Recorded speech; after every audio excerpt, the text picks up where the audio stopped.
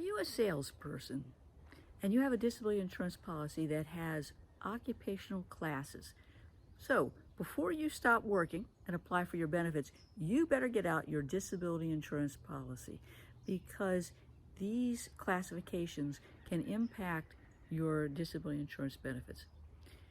Now, many times the employer will go to the disability carrier and provide classifications of its salespersons. And disability carriers like that because they like to lump people into classes. And that can impact your what's called before monthly income, how much you get, how long you get it, and can also limit your coverage based on other medical conditions such as depression or anxiety. Now, that classification will also impact the premium that has to be paid. So you can see classifications are really all about bottom line issues. Now, let's talk about classifications of salespersons. When you have an occupational class, it can be a disaster, particularly for salesmen. Now, salespeople are normally classified based on how the employer is lumping you into each class. Normally it's 2A, 3A, 4A, 5A. Now generally, the higher the number, the higher the premium. And where you fall is going to depend on a number of factors. It might be your income, the nature of your sales, the length of your employment, all sorts of issues that will depend on where you fall in this occupational classification. As a salesperson, the occupational class can impact your benefits in two ways. First, the amount of your coverage will be impacted by what class you fall in.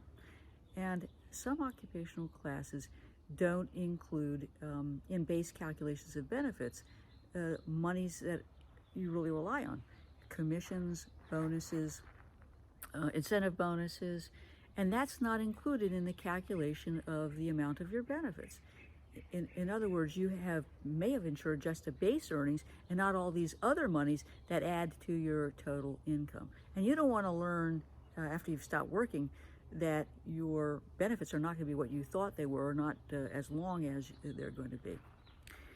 Now, another issue is the limit of how long you're going to be paid, and that could depend on the classification. Now, a third issue is whether or not there is any limitation for the type of coverage that you're eligible for. Well, what do I mean by that? Many times disability policies will limit benefits to 2 years for medical conditions such as mental conditions or subjective conditions like fibromyalgia or migraine. And so part of the classification is going to involve what your before monthly income is in terms of what's includable, how long you're entitled to these benefits, and what limits there might be on these benefits based on the nature of the medical condition that you have. So before you stop working, we want to get out that disability policy to see how your claim might be impacted. And I think that once you read it, you may be stunned. But before you stop working and apply for benefits, I think you owe it to yourself to get a consultation from an attorney such as myself. Now, there's a case called Hodges that I want to tell you about because it's really important. Hodges worked as a sort of technician salesperson. And when he became disabled, they tried to classify him as a technician, not as a salesman. And unfortunately, his employer didn't even help him. The employer basically misrepresented to the insurance company what his occupational duties were.